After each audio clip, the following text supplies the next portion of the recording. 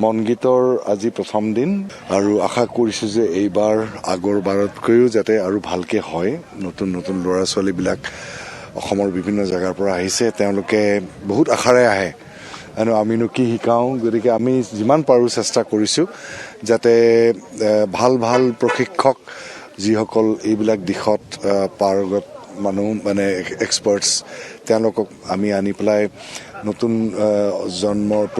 প্ৰজন্মৰ ল'ৰা ছোৱালীক শিকাবৰ কাৰণে যত্ন কৰি আছোঁ। আৰু নতুন প্ৰশিক্ষকসকল আহি আছে।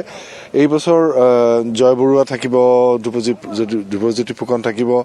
তাৰপিছতে এই বছৰ আমি অকণমান আমাৰ শাস্ত্ৰীয় সংগীতত অকণমান জোৰ দিছোঁ, যাতে নতুন প্ৰজন্মৰ ল'ৰা ছোৱালীবিলাকে যে আমাৰ যিখিনি পুৰণা সংস্কৃতি আৰু কলা আছিলে সেই সংগীতক পাহৰি নগৈ পেলাই আমি যাতে দুটা বস্তুকে ব্ৰিজ কৰিব পাৰোঁ। এটা আধুনিক গানো হ'ব, কিন্তু আমাৰ সংস্কৃতিৰ লগত জড়িত থকা গুৰুজনাৰ যিখিনি কৰি থৈ গৈছে তাৰ লগত আমি কেনেকৈ আৰু অকণমান সেই তেওঁলোকক লৈ পেলাই কেনেকৈ আগবাঢ়ি যাব পাৰোঁ।